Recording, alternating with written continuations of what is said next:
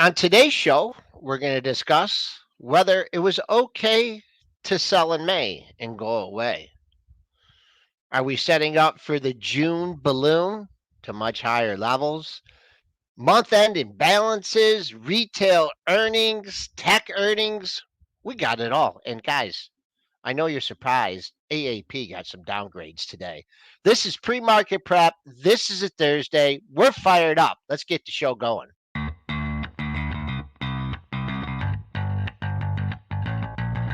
Coming to you live from downtown Detroit, this is Benzinga's Pre-Market Prep with your hosts, Joel Elconin. This is a volatile puppy here, isn't it? And Dennis Dick. I'm bidding a penny. I'd buy that stock for a penny.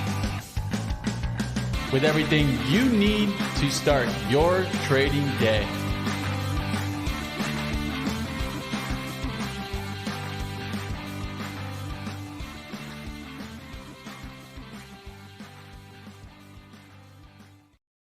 Right. Good morning, crew. We're into green by 7.5 handles at 41.98 to start the month of June.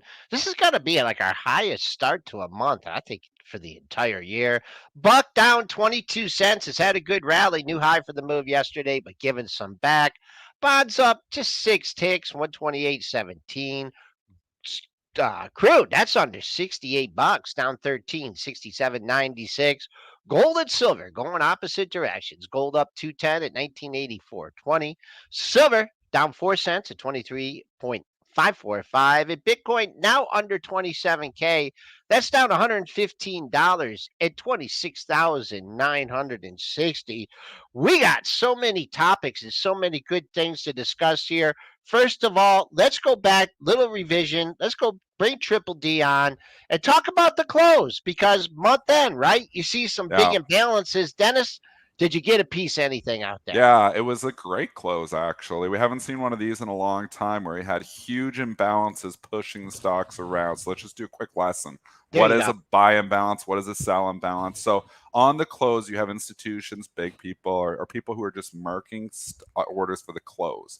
So they can be MOC orders, which is called market on close or limit on close. What happens is, those go into the market, and then those imbalances get published to the overall market at 3:50, 10 minutes before the close.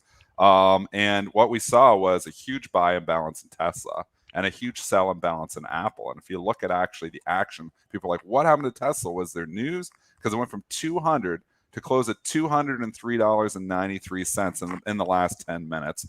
Apple, the exact opposite direction. So if you look at the Apple move here, you'll see it on the chart here too, Joel. Went from 179 down to 177 and a quarter close. So lost $1.75. Lost 1% in the last 3 minutes. So it was a big move down. And then you had other ones like Pepsi. Check out Pepsi. Pepsi went from 184.5 all the way down to 182, losing $2 in the last 10 minutes. Wicked. Coca-Cola, same thing, 60 and a quarter, all the way down to 59.50. It hit before closing at 59.66. So the way I participate in these, I use LOC orders, limit on close. I see the big imbalance, the big buy imbalance in Tesla, and I throw out a short order, LOC, limit on close at my price. And again, you'll get executed on the closing print if your LOC is below where the closing price is. So let's just say Tesla, where close was 203.93. I think I had my LOC probably around 203.25 or 203.50 to short. And then I get filled on it all at 203.93. And immediately came, back in a little bit. And if you look now, it's actually down to $1.79. So a lot of times what you see is these big moves, they usually fade. They usually are fades. So you're not going with the move, but going against it because these are done for order flow reasons, not for, these aren't done from a fundamental perspective. It's not new news on Tesla, not more news on Apple or Coke or Pepsi or Procter & Gamble, all these ones that moved. They were simply off of huge buy imbalances and sell imbalances. Maybe some institutions wanted to have Tesla on the books at the end of the quarter. Maybe they didn't want to have Procter & Gamble on the books at the end of the quarter. That makes sense because PG has been a huge laggard. Tesla's been a huge gainer. So if they want to show those stocks, they're putting those orders out there to buy them on the close. We're fading those moves. So it was great. So I got long Coke, which, was down at 59.66. It traded up, and I'm already out of all these positions. I got long Pepsi. It's up over $1 this morning. I was able to sell it because it's actually ex-dividend.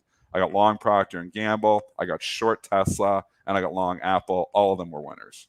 You caught quite a few there. Sometimes, Yeah, usually get nothing. yeah. Couple things I want to point out here. Number one is Dennis talked about the way that he plays it, the way other people may play it. And if you look at this red candle here in Apple, is when they see that imbalance. I think they published a $6.4 billion sell imbalance. That's That a was in big the overall S&P when you add them all yes. up. It was Yep. 6.4 billion to sell. Anything over 2 billion is big. Yes. 6.4 There you billion is go. enormous. Yes. Enormous. Yes. So it was Yes. going to be market moving. And again, the days, Joel, too, which we can say is typically end of the quarter is big, end of the month can be big, which it was Right. yesterday, and third Friday of the month is often big. That's when you often see these moves if you see them. 9 out of 10 times lately they've been non-events, but we see 6 billion to sell, it's significant. And then, there was some stocks that were going the other way, obviously. And Tesla, I think, I looked at one time, I think Tesla had over a 6 or 4 million share buy imbalance on the close, and Apple was like 6 million to sell. These are big if they're like 600,000. It's 10 times bigger than normal. So they move the price. Right, and I wanted to point out the reason you play it the way you play it is because sometimes they flip. And if they Yes. flip and you're selling in, if you're selling ahead on that Apple and you're looking to buy it and it flips, because remember one time, wasn't there a huge flip in Coke or something? Oh yeah, they It went flip. from like a huge sell to a huge Yeah. buy, and it reversed up. But Yeah, anyways, sometimes they get oversubscribed too. So if you see there's 3 million to sell or 3 million to sell in Coke, and all of a sudden an institution says, well, I'll buy, maybe you got a big fish out there and says, I'll buy the 3 million. Maybe you have another one says, I'll buy 2 million. It could go from 3 million to sell to 2 million to buy, and the stocks go like this to like this, just like that. Like in the old days, you really seen moves on these, but now the liquidity is there, the high frequency traders, and remember these imbalances are disseminated to the floor as starting at 2:00. So it isn't new information to everyone. It's just new information to most of the world. But the traders on the floor can get these informational imbalances a lot earlier. So that's something to consider as well. But they were market moving there yesterday. And yeah, the reason it's a safer way to play it with the LOC, because you know what? If they keep gapping up on the close, I probably want to be short. If they flip and go, then I just don't get executed. But some people will say, oh, I see the big buy imbalance, I'm going to buy the stock. And then it goes up a little bit, and then all of a sudden it flips, and then it goes way down, and they're caught. So sometimes they're hard to know if they're going to flip or not. So to just anticipate that it's real and that this is not going to flip, I mean, those are a little bit more of a gamble. So I typically just play the fades. This has nothing to do with options, what we're talking about. This was asked in the chat, but you know what it can do? It can mess up the mark on your option position. Oh, for sure. Yeah. Remember the Shopify one? That like 2 years ago, and Shopify gapped up almost 10% on the closing print. Everybody's like, what happened? And it was the huge buy imbalance, and it gapped up. I mean, so you do see this from time to time where these can really be insignificant market moving. But, I don't know where it was on the chart. But it was a couple years ago, and Shopify had closed at, I don't know what it was. I think it was like $700 before the split. And it gapped up like $775. And everybody's like, this real? I'm like, oh, it's real. It was like the closing print. I'm like, it was New York, and it gapped up, and it didn't bust, and if you were out there, you got it. So sometimes, just even having your order out there, maybe you want it. And a lot of times they reverse off these too. So sometimes they're not only good fade day trades, sometimes these are like topping events. And, did Tesla potentially top on that run up yesterday?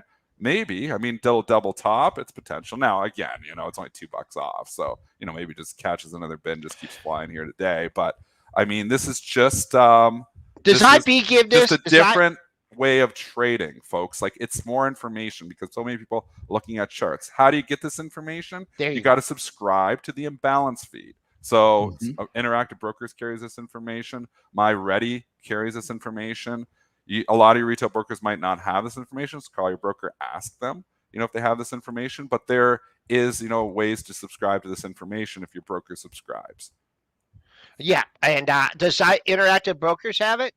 Yeah, IB has it. Okay. And it's free.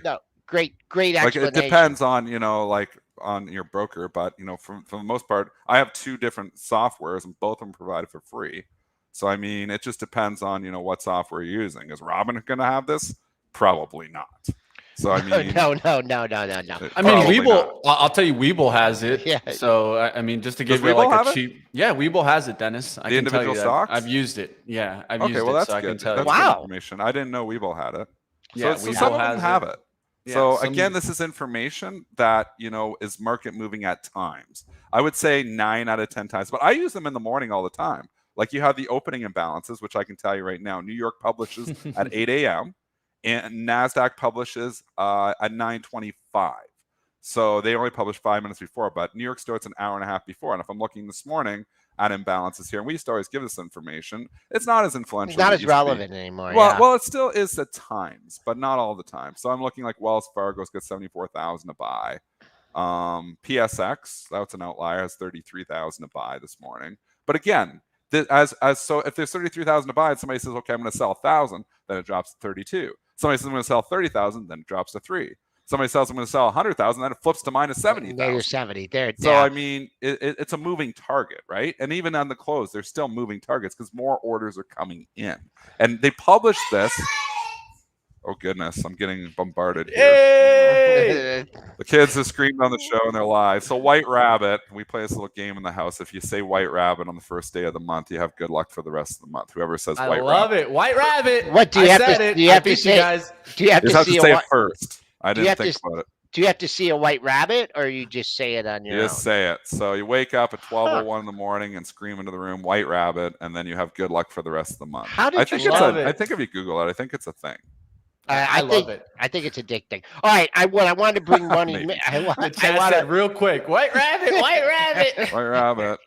Maybe Okay. did anybody else hear about? Did anybody else in the chat know about this? I think I people doubt it. do Let's play see. this game I'd too. say less than They're all 5%. over it. I think that White Rabbit? Look at the game. chat. Yeah. Look at the chat. White Rabbit, They're baby. I think just this is a doing game that. that's played. They're just doing that because they're playing around. All right, I wanted to bring Mitch in now, and I just wanted to talk, and I want you guys to guess. Okay, what do you think? Well, we already talked about it in a pre-market show. So Greg says he does it. what do you think the S&P was for the month of May? Just I know, so I'm not going to participate. Okay. I'll make it quick. It was flat, right? We had some stocks going up. We had some stocks going down. The IWM was actually down almost. It was down a little bit less than a percent. Felt like it was down a lot, but it's just been flat for 2 months. The IWM. Right. And the triple Qs, not bad. 8% month. What a tale of two markets that we were talking about at nonstop for the last month here. You got the NASDAQ and this ridiculous bull market to beat all bull markets. And then you have everything else. Everything else is just either sitting there or going down. And I mean, we know a lot of sectors went down last month. I think energy was down 12% or something in May. Like I was looking at those numbers, or 10% in May. Energy had a horrible month. XLE, yep. Terrible month. Look at the XLE. Started the month up at 85, finished at 76. Ugly month for value. Value versus growth. Growth definitely won in May. All right. We had some fireworks after hours, Mitch. Why don't we go to let's get some of to those it. earnings reports? Attention traders. Seems like there's a discount in the retail aisle today. Let's go looking. Blue light special. Macy's Q1 adjusted EPS 56 cents beats the 45-cent estimate. Sales of $4.98 billion missed the $5.4 billion estimate. Macy's comparable sales down 7.9% year over year. They lowered their fiscal year 23 outlook and also mentioned discretionary sales weakened significantly in March. And then I'm going to give a couple more retails. Then we'll go through all of them. It'll be easier this way. Sure. Let's go Dollar General. Also getting hit today. DG Q1 EPS $2.34 misses the $2.38 estimate. Sales of $9.34 billion missed the $9.46 billion. And they also cut fiscal year net sales growth outlook. It was from 5.5 to 6%, now down to 3.5 and 5% on the high end. Then we'll move to Nordstrom. Feel like these all very similar here. Nordstrom EPS at 7 cents beats the loss of 8-cent estimate. Total revenues at 3.18. Also sees fiscal year 24 adjusted EPS at $1.80 to $2.20 versus a $1.88 estimate. Then the last one that I've seen getting hit here also, a major report, Victoria's Secret also down here, missing on EPS, missing on sales. The only kind of light on the tunnel would be kind of Chewy. Chewy did beat here. They expected a 4-cent loss on EPS and came in with 20 cents. That definitely gave them a little bit of a lift there. Sales also beat. Let's take a look at Macy's, Dollar General, Nordstrom, Victoria's Secret, and then looks like Chewy. Not too bad. Story stays the same. I mean, it's like if you're, just playing short retail, I mean, they just continue to go down. Dollar Tree gets hammered on its report last week. And then what's Dollar General? Lower bar, gets lower than it anyways and loses another $20. I mean, this retail is just a disaster. I feel like there's a relief rally coming in here. I mean, it's just getting to a point where they're so oversold. I'm not saying buy these in your long-term portfolio, but just be careful if you short these things because they're overextended. I mean, Target. We should just go to Target. Target has been down 9 straight days. 9 times, like Ferris Bueller. 9 times. This will be the 10th day, potentially. And Target is now JP Morgan cutting price targets. Thanks, JP Morgan. Love you. Down $2.13 farther. I feel like there's a relief rally coming in these here. They're just down so much. Macy's, same thing. Disaster quarter, cutting guidance, nothing you want to hear. But let's be honest here. We all knew that it was probably going to be a disaster quarter. The market was anticipating disaster quarter. Stock went from 18 to 13. You want to talk about having bad Mays. This stock lost, 20% in May, and after losing basically 20% in April. So, I mean, this has just been, started the February, this was $24, cut in half. So there's a lot of bad news priced into these stocks. I do think if you're short, I would be covering pretty soon because I feel like there's a relief pop coming. I think the relief pop will get sold, but even Macy's, look at the pre-market action here, Joel. We were down the 11 handle. We've already bounced a buck. So it's just, and you're on mute there. It's a little bit, I think we're oversold here on a lot of these stocks. All right, there's a couple things to take a look at here. Yep. And I agree with you. Street leading the right way into this report. We were just at $16, right?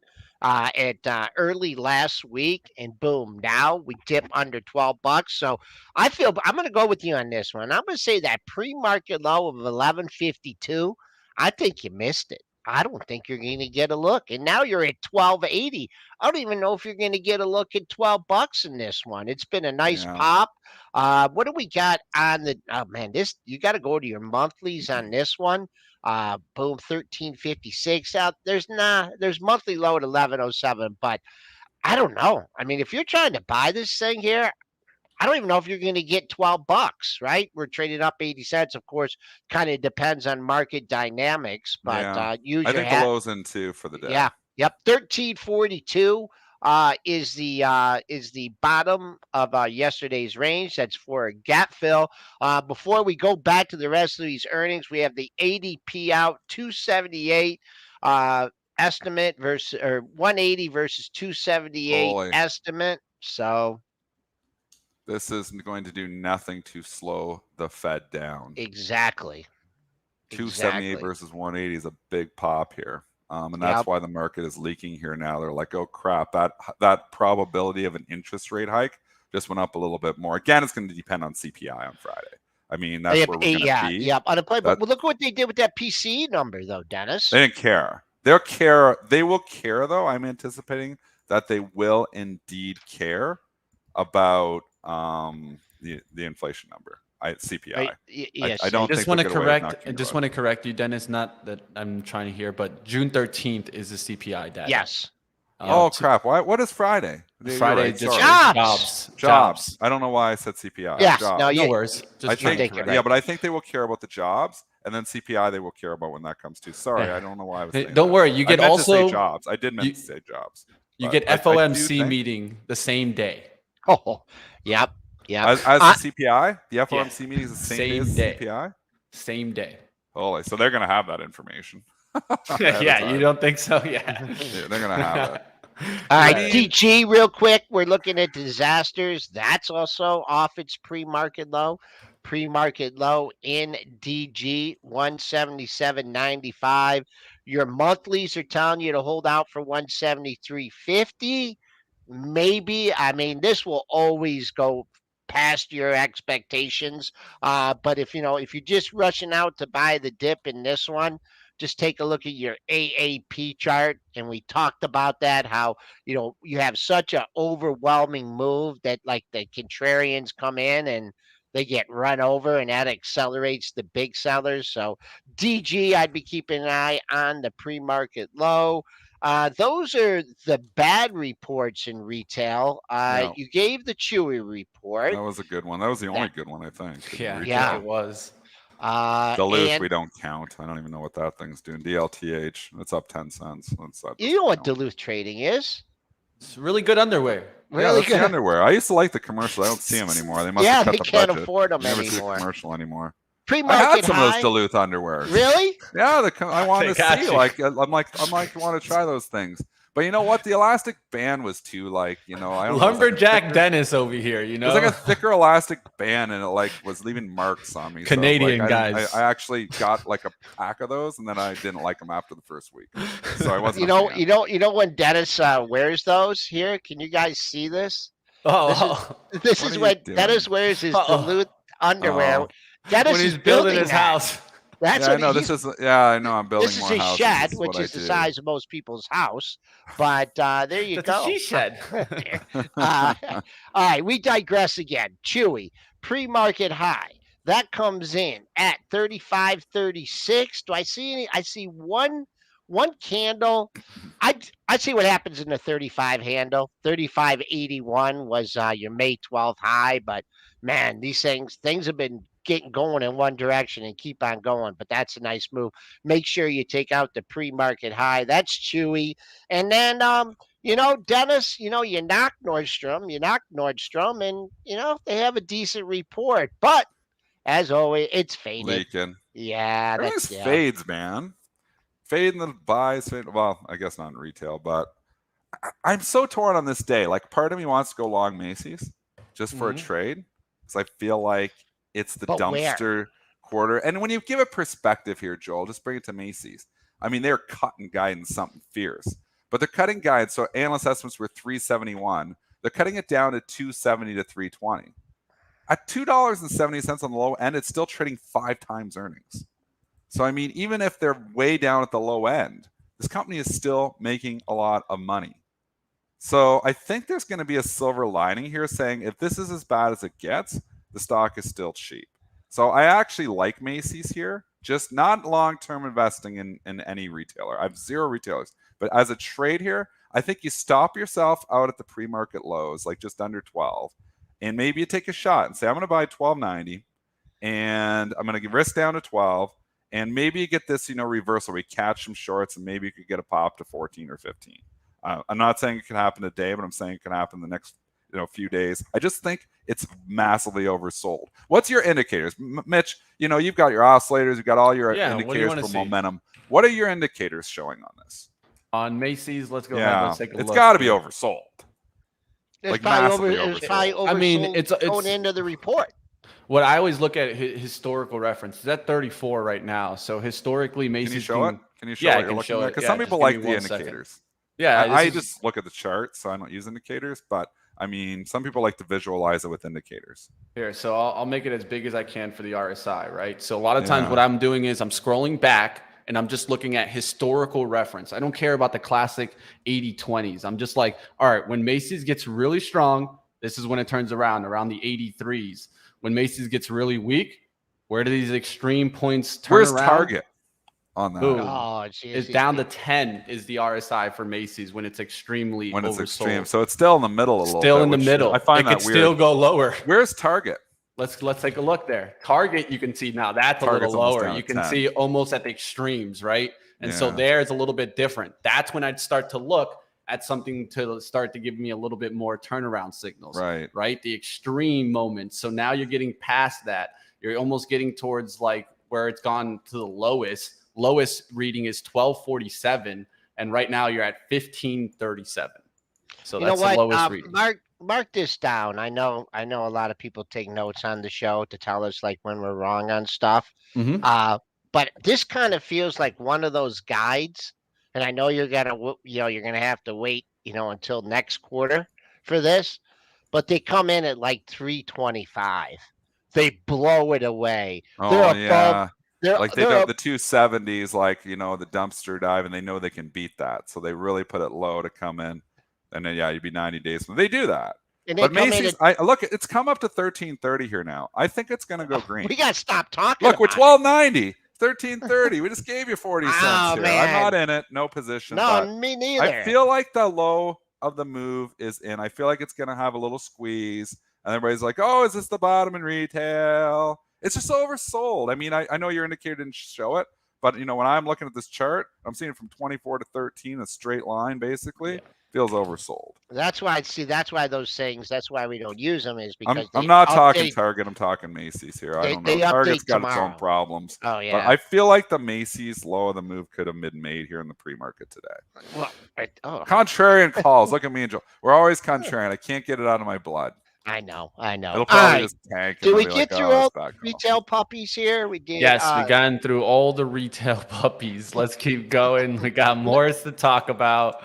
I'm going to switch us over. Let's go to Salesforce because everybody wants to talk about Salesforce today. Of course, let's get into the action, and then we'll take a look into tech. We could also talk about what happened with Intel and NVIDIA. But first, let's get to Salesforce numbers here. Q1 adjusted EPS at $1.69 beat the $1.61 estimate. Sales at $8.25 billion beat the $8.18 billion estimate. They did raise their fiscal 24 outlook to a high end of $7.43 versus $7.14 estimate. Revenue also kind of given an look over the estimate. And then what I really wanted to comment was more what was in the actual call, right? What was talked about AI, right? And so Salesforce launched Einstein GPT, the world's first AI for CRM at the Trailhead DX conference in San Francisco. Einstein GPT is an open, extensible platform that gives you customer relationship management.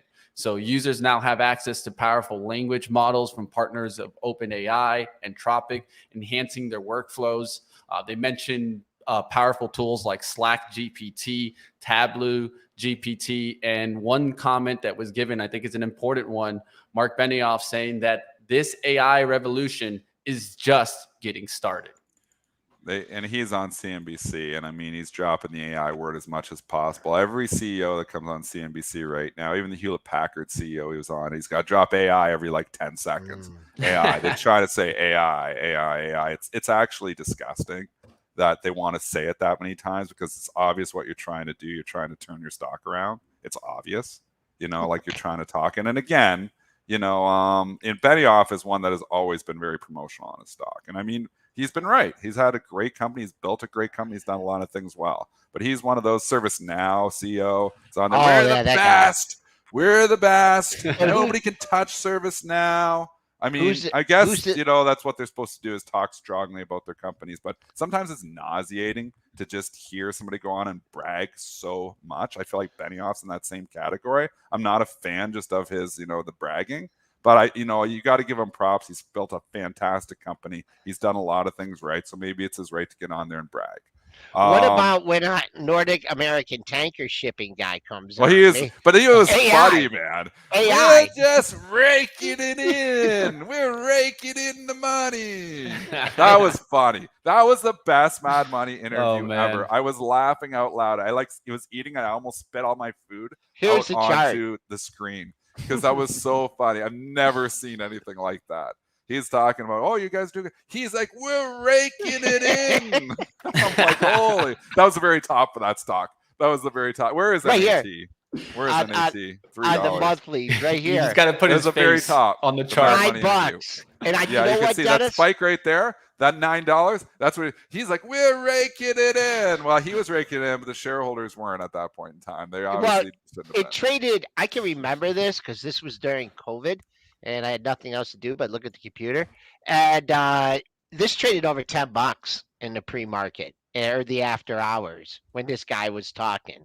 So that Funny. $9 was a high on that day, but it actually traded like $10 in the pre-market. But we Wow. digressed. We got We some always jobless claims digress. numbers here. We're bouncing back up. Something tells me this is going to be a seesaw session today ahead of tomorrow's jobs number.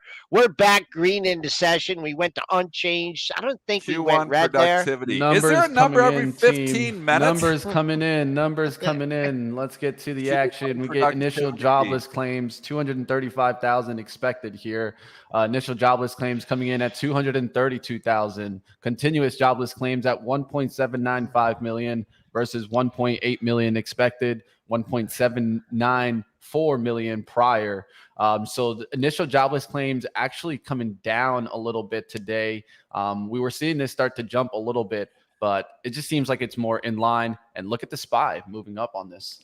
Yeah, we're just so we got hit on the ADP number at 8:15. Now we're rallying on this jobless claims number here at 8:30. So welcome to this market that is just addicted to economic data here. None of this stuff used to matter, a year ago or 2 years ago. Now all the economic data points matter. It's like 8:30 number go wide, 8:30 number go wide. They all matter. I think we did that, Dennis. I think we used to do that. Well, back on the jobs, it was always the jobs. That was the biggest one. CPI didn't matter like 2 years ago. No, we never. It was always the about jobs. That was no. always the one that moved. So jobs always matter, and that's obviously on Friday. And the reason we say wide is because Dennis makes a market in a couple hundred different stocks, and so when there's a market moving event, he pulls his markets down. So he does. Even if you have a wide market, you can still get picked off. But you're right. Well, you do. I mean, that's you're why right, when you're right. market making, you're picking up nickels in front of a bulldozer. When the bulldozer is scheduled, you don't pick up the nickels. Right. What I was going to say, and Mr. Kata in the chat here, we went from CRM to NAT. We should go back to CRM. And I was just going to say, there's a step down seller in here, and I was just looking at the chart like a minute ago, and I'm like, I don't think the pre-market, I don't think the low is in yet. Someone came off their desk with another couple 100,000. Nah, not a couple 100,000, maybe 5 or 10,000. This daily is tough here. I think $200, Joel. Yeah, okay. I think I actually might.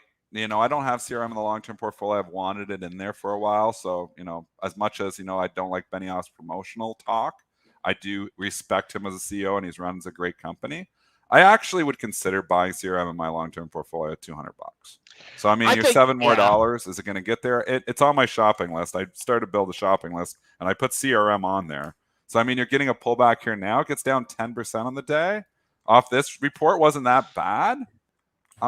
Maybe. Maybe. So it's on my watch list here. I don't know if we're going to get all the way down to 200. No, I don't think so. Not today. It's on my watch list. The guidance was fine here. I mean, they're supposed to make $7 to $7.43. So just, take that, That's all. What is the trade? 25 times earnings at $200? 26? What is that? Do the quick air math, Joel. You're good at this. I don't know. You're talking so fast. I couldn't even figure out what you just said. So it's not exorbitant. They're projected to make 2024, so next year, $7.40, $7.41. So you got to take the $200 divided by 7.41. This is why we got Chat GPT, man. You don't 27 need to do times earnings if they hit those projections is where it's going to be trading. 28 times earnings. It's not crazy if they continue the growth. And if you think AI is going to grow and everything, I mean, you're not going to get Salesforce at a market multiple in 19 or 20. So would you buy it at 26, 25, 26 times? I think you might. I think actually it comes down to this 200 area. I'm interested in buying it. I will say I'll give you an intermediate number ahead of that. This is just based off the dailies. I try and find two lows in the same area is a potential support area. And 206 is sticking out to me right now. 206.47 and 205.42. Those are some lows that you just had last week. That's a mild number. That's a 2-star number. Just be aware there were buyers in those two sessions back to back. Ahead of its run to 225. The other thing you got to think about this one is, man, the street was leaning the wrong way into the report, right? I guess if you were selling into the rip yesterday, but everyone that got long for an earnings pop, they're feeling the heat today. But let's see what happens. We could be on 206 by the end of the show here, or the rate is going down. It could be quicker than that, but keep an eye on that level, 206 for you Salesforce traders. All right, I want to get one more in here. We all saw Intel take a big move yesterday, so keep your eyes to see what happens there. That trading higher Intel. off of the TD Cowen conference. He also stated that the Q2 revenue at the upper half, and it's likely tracking 12 billion to 12.5 billion versus a 12.03 billion estimate. They talked about that they're open to manufacturing with Intel, and we're speaking about NVIDIA. Yeah. It stated here also that they recently received the test chips results of the next generation process, of course, mentioning Intel, and the results look good. This was the CEO of NVIDIA. That definitely helped. And I talked about it on my Twitter. How do you make a stock sexy again? Well, mention it with NVIDIA and AI. Yeah. And yet you can go ahead and make it sexy. I've been here publicly saying that I'm bearish against NVIDIA because I feel like it's gone out of favor and it's not sexy. Valuation. Well, guess what? Really quickly, you can change this story around. We start focusing maybe with NVIDIA and AI. Wow. It's so nice of that. It was I kept reading that headline and I'm like, wait, it said the NVIDIA CEO said this about Intel? I was like, I kept scratching my head, but nice move in Intel here. What I would say is, well, let's see what happens at 32. This whole 32 handle, that was a sticky point in April, at the end of April, also earlier in April. So let's see what happens. See if that's a big move. 27 to 32. And what? 1, 2, 3, 4, 5 days. Let's see if anybody's ringing the register at 32. If it gets a strong 32 bid, then hey, let's work our way up to 33. But yeah, I think the chart looks okay. I have some covered calls written on it, so for June. So in all likelihood, I think I'm going to end up getting called away on this if it keeps up the strength. But you never know. That thing can just pull back too. So I think at this time, though, I'm probably going to get called away on my stock. I actually don't mind it here. I think if this narrative changes, would I consider, if I get called away, would I consider rebuying it? Maybe. But it seems like it's always been giving you a chance, I mean, it's popped up here in the same area. Like I went long, I think at I want to say $32 or $33, and it was like, I just thought it got too cheap, and I was way too early because it kept getting cheaper. I think it was back a year, maybe even over a year ago. I just felt like it got too cheap, but then it's been trading 25 to 33, 25 to 33 forever. So I don't know. At this point, I definitely was wrong on the trade, and I wrote some covered calls. It rallied a bit. I wrote some calls. I'm probably going to get called away. Guess time, Dennis. Yep. All right, let's go ahead. Let's get to our guest today. Smash the like, guys. We didn't fail you today. Let's go.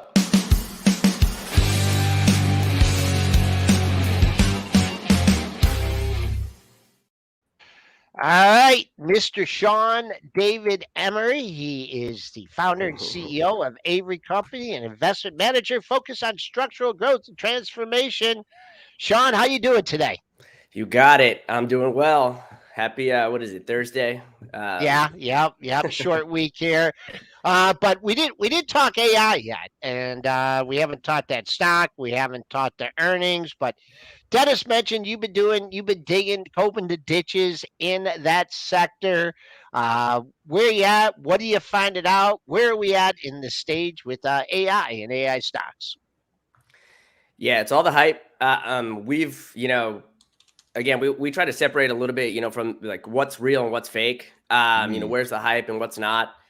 Some of the companies out there like C3 AI, they actually are just getting, caught up in the hype. They were, called AI and C3 AI before all this hype actually was, at the forefront.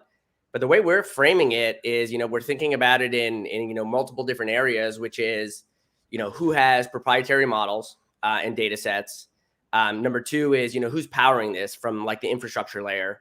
And then again, the third layer of this whole thing is, unique data. Who has unique data that's actually, can run these models and have different outcomes than other people. We've had plenty of discussions around these different topics, and, powering it is important because this stuff is expensive. If you go to like OpenAI and you try to, run some of their commercial licenses, some of those things start at $200,000. So everyone thinks this is going to be a freemium world, but the reality is, this is a pretty expensive world. You have to move storage and your data from, call it cold storage, where it's sitting isolated, where you're actually not paying for that, or you're paying a minimal amount, to now called hot storage, right? Or hot data today, which is now live and, being filled in your storage. And ultimately, turning that on plus compute resources, it's expensive. So you think about the landscape and you think of who's winning that. It's pretty obvious. And we're seeing some of those winners today, which are essentially, the companies like Meta and Google and Amazon's and NVIDIA's, all of these owning that hardware. It's a lot of CapEx requirements. They essentially own the infrastructure. We think Meta, is best positioned. It doesn't actually get the AI love.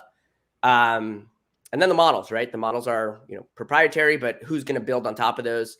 And who has their own proprietary models on top of some of the LLMs that are out there? And then lastly, unique data sets. So you think of companies like, Zillow and Amazon and some others. So that's how we're framing it, those three areas, and ultimately who's creating value from that. Sean, so obviously, the market gives a lot of love to like the NVIDIAs and the Microsofts, and even Meta, they get more love than. Is there any sleepy AI plays, like plays that are just like going under the radar? Because, I was even asking, the chat the other day, are there some AI stocks? Because obviously, we've had a huge run up in a lot of those names, and I feel like chasing those here, especially in NVIDIA, trading at the valuation as it is. Are there any sleepy AI plays here that really haven't ran up yet? Yeah, I think the sleepy AIs are the companies that have essentially been impacted valuation-wise that, are perceived as at risk, and not necessarily at risk. Obviously, you have to make an assessment on that, but I do think, some of those valuations have come in pretty dramatically.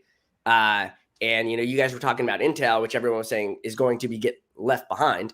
And yet, you have Jensen, kind of hyping them up. Obviously, yeah, a weird scenario there. But then you think about, some of the other companies. Look, we own it and it hasn't been fun, but at Fiverr, which, a lot of people are talking about, Fiverr essentially being impacted by, this whole AI craze and replacing some of the freelance talent that's on the platform.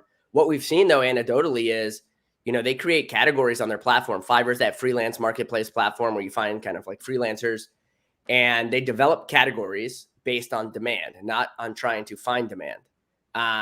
And what they've seen is, we've been tracking their website for the last, for a long time, right? But specifically around AI over the last several weeks.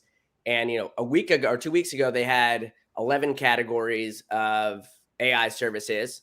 Fast forward to, Monday, where we last updated it.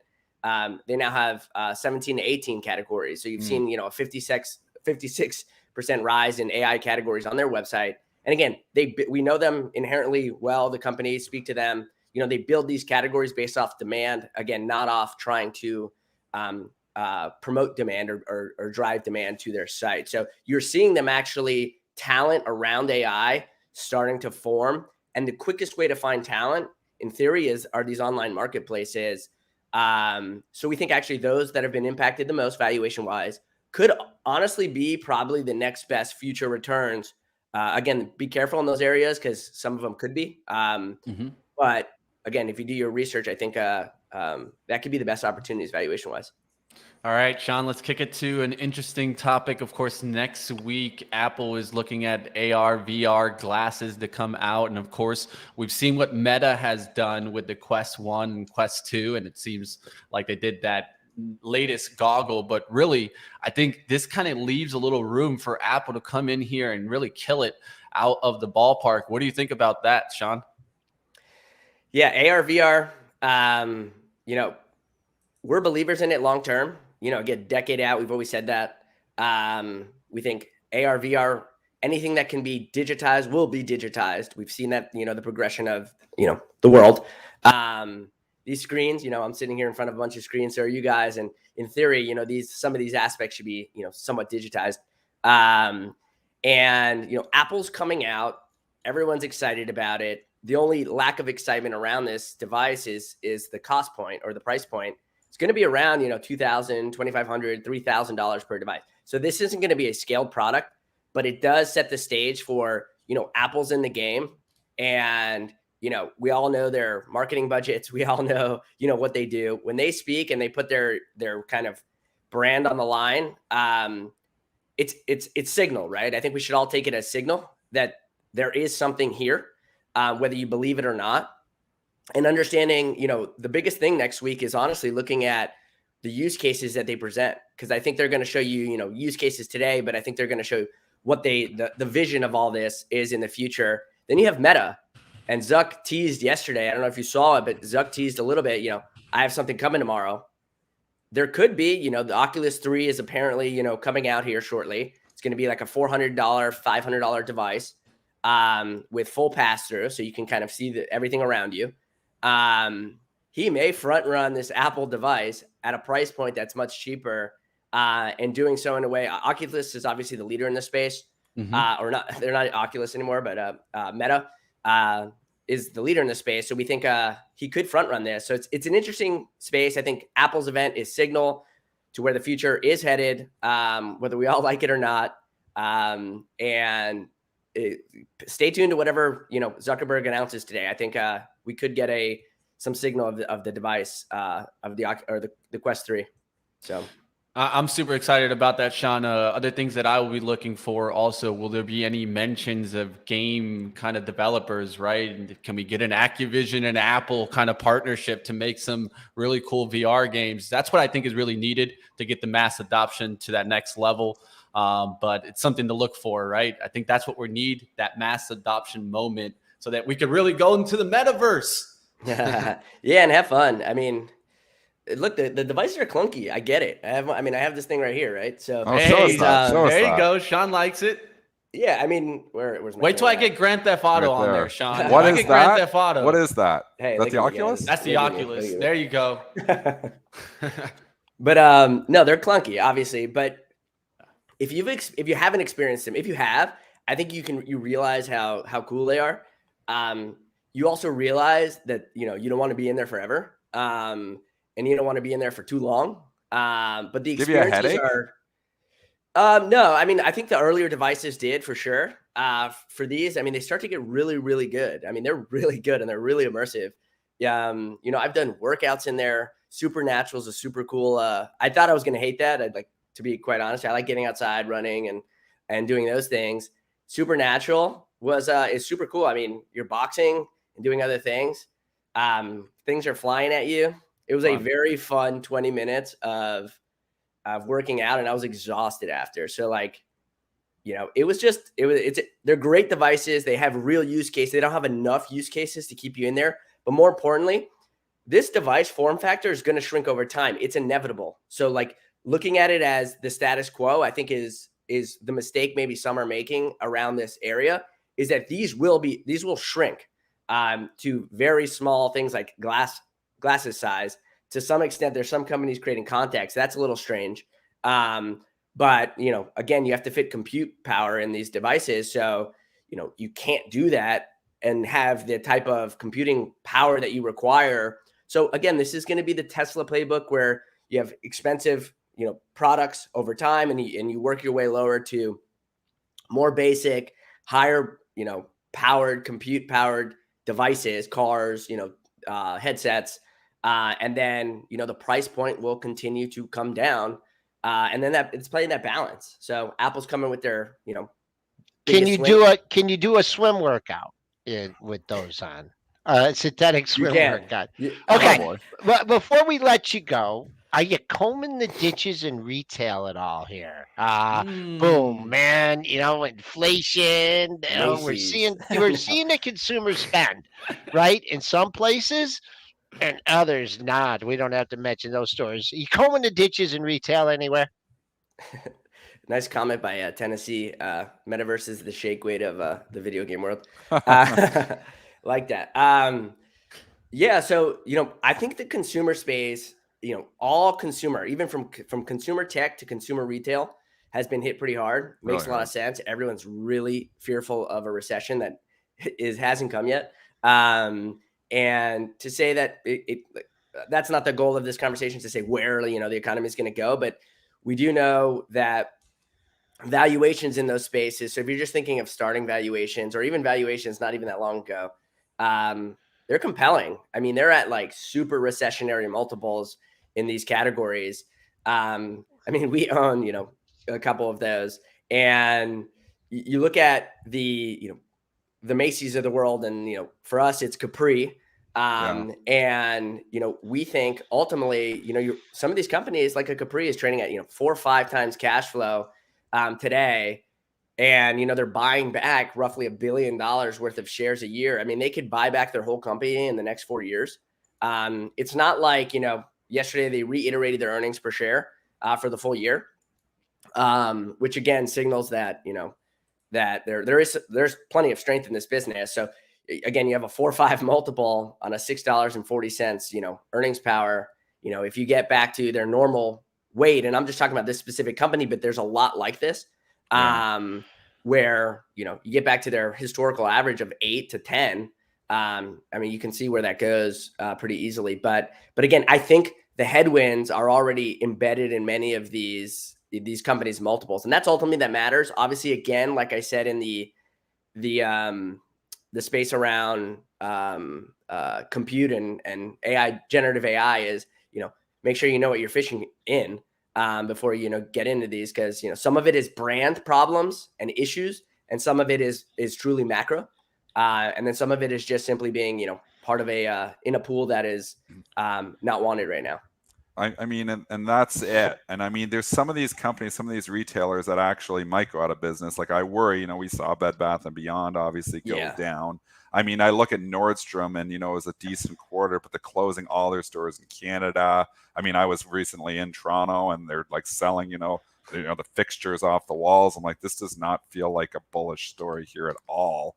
How do we know which ones, there's probably going to be a few of these companies that got some pretty good names that don't survive. How do you know which are the good ones and which ones are the ones you don't want to touch here? How do you decipher? I feel like a Macy's today trading 5 times, lowered projections is cheap. And I was giving that argument here, but again, it's been cheap for a long time, yet the stock keeps going down here. What turns this around? And 2, how do you know which ones to buy?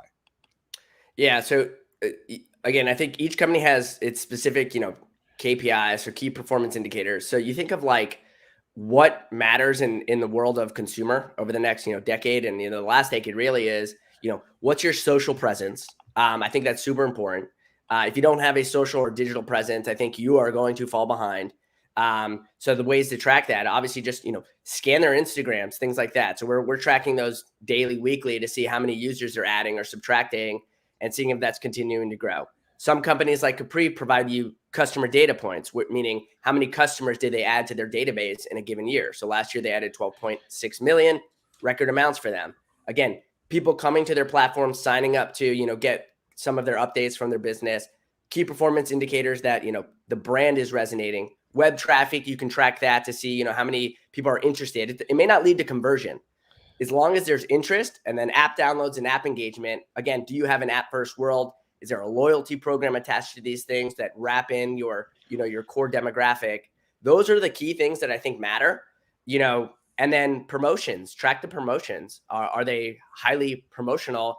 And what are they saying about promotions? Are they saying, hey, we're not going to be promotional, and then, go to their stores and they're highly promotional? Those are the red flags that you would look for. At the end of the day, everything else outside of that is somewhat out of their control in terms of the macro. And then, viability or sustainability of the product. If you think of, are these things much more trendy? Crocs is one of those, you can kind of always say it. Is it trendy or not? Oh, Sean, you had me into Crocs, man. Yeah, Sean, we're up against. I'm not a Crocs guy.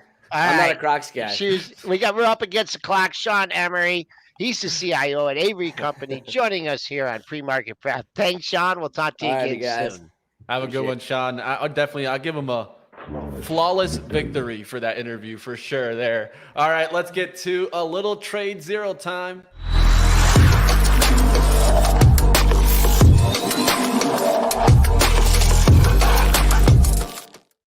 All right, like always, you guys can check out TradeZero if you guys are looking for some short locates. I'll tell you one thing, should have been looking for some short locates yesterday. I did play AI short in my prop account, but wasn't able to go overnight. And man, does it get smacked with the earnings overnight. But I'll be honest, I didn't want to play it overnight. It was just too much risk both sides. But Q4 EPS here, loss of 13 cents, beats the loss of 17-cent estimate. Sales of 72.41 million, beat the 71.32 million estimate. They did see Q1 revenue to 70 million to 72.5 versus a 71.56 million estimate. Also raising their full year 24 revenue. You want to tackle this one, Dennis? You want me to go? I'm confused. So you were talking AI. What was the earnings? Was it AI? Because I'm seeing on the screen. C3 AI. C3 yeah, AI. okay. Because I'm just looking at the screen. I'm seeing all these other stocks that are up. So I thought we were doing the up filter. So, No, I mean, the story is hot. It's not a great report. Does it get bought at 30? That's your logical. That's where it broke out from. It's a logical bounce point for this.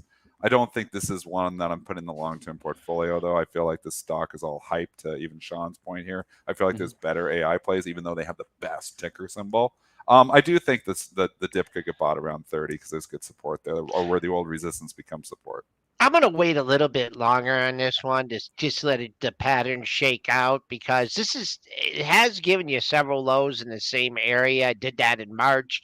It also did that in April and early May. So I'll let it get a little. Today might not be the day, but keep an eye. Couple lows, 3, 4, 5, 6 lows in the same area. Form a little base before you strike.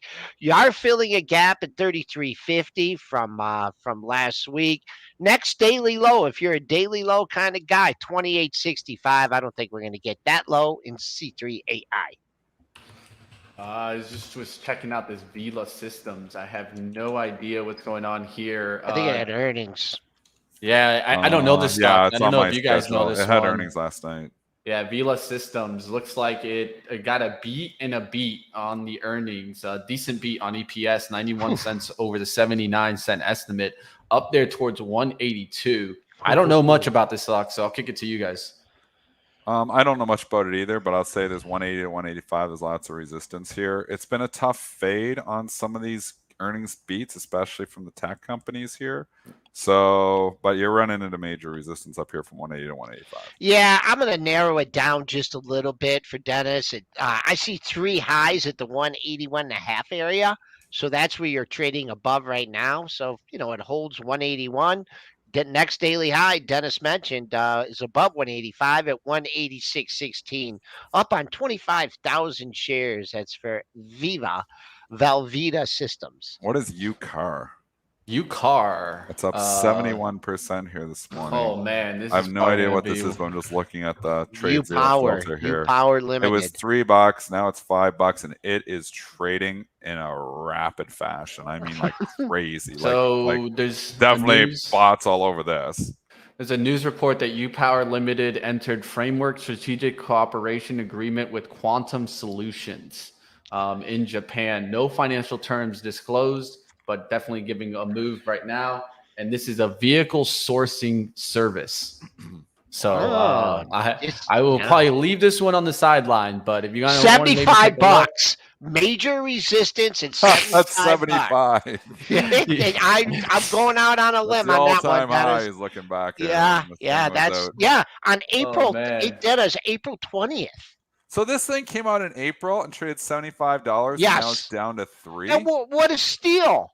What a steal! This came out at $75 and is now at 3. It went man. That's all risk here. I have no idea. This is about. All right, there goes Dennis. I think there goes Dennis. Yeah, he lost power. he was going to tell us that he was going to lose power, maybe potentially. Look at that. He lost power. I hope he's flat for the open. He's going to go to his generator. Yeah, his generator kicks on, but it takes about a minute, so he definitely gets knocked out of everything, and then he comes back. But there's Dennis. Everybody wish my man Dennis some luck. Is he coming back? Black. No, he's in the black. He's in the black. He's like, come on, generator. There's nothing better when you have a generator and like your house goes, and then you count. You count like 5 seconds and and then everything. Of course, you got to reboot all your computers. All right, I'm going to wrap things up here. Let's wrap it up. It's I don't know what to call this Thursday here. I don't know. Thursday, White Rabbit. White Rabbit. Learn something new every day. White Rabbit. And I guess, Mitch, me and you are the only people that haven't heard of it. We're dancing around unchanged here. We're going to see the pre-market high or pre-market low. I think I would just be trimming the edges today ahead of the job numbers. It's not going to be one of those days where I'm getting all excited on the short side. If we take out the pre-market low and if we take out that pre-market high, I'll be, maybe look for a little bit more of a move than fade. But that's it. Weekly number 4183. We held that yesterday. That's right by the pre-market low. So, folks, I'm going to hop off. Mitch, I'll let you finish up the rest of that TradeZero segment and be back with you guys later on. Have a good one, Joel. Definitely check out Joel, Pre-Market Prep Plus, and of course the closing print that starts every day at 3:30 p.m. Eastern. Don't miss that. All right, team. We'll see what else is going on right now, and definitely going to wrap it up. You guys can check out TradeZero. Of course, I just threw up the link there. If you guys are looking for some short inventory, especially if you're looking for kind of like stocks that are hard to find, I definitely tell you to check out TradeZero. See what you can find. All right, that's going to do it for us today. We'll wrap up and bring you guys over to live trading action. I've been killing it, team. Had a really good trade on AI short yesterday in the prop account. Going to keep pushing forward. Also got the Moo account moving forward. Yesterday took a little bit of a hit, but wrapped up the month, not doing too bad, about 12% for the month, and going to continue pushing forward, right? Let's go ahead. Let's keep doing what we do. Every day we come in with a process. We repeat it, and it's not about what happened yesterday. It's about today, right? Let's just focus and do what we do best. It's time to go trade, team. Smash the like. I hope you guys enjoy everything you learn here on Pre-Market Prep. A great learning lesson today off the hop about, of course, imbalances. If you didn't catch that, hit the rewind button to the beginning of the show. You'll get some great content there. And of course, check out our short content. We just put out a great video by my man, of course, Gary V, on why AI needs blockchain.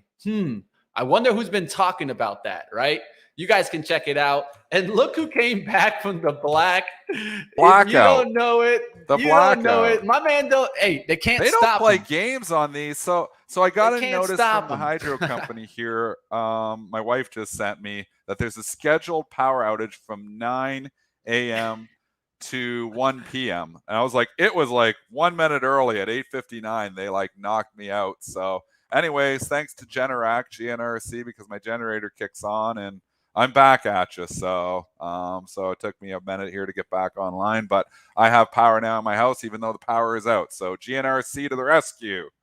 Way to go, GNRC. Dennis. You do it. Go do what you do best, my friend. Yeah, so I'll let you guys go. So at least I can trade. Okay. At least, right? Go do what you got. All right, you guys keep up with Triple D Trader, of course, on Twitter. I'm going to bring you guys now over to live trading action. Let's see what I can get into today.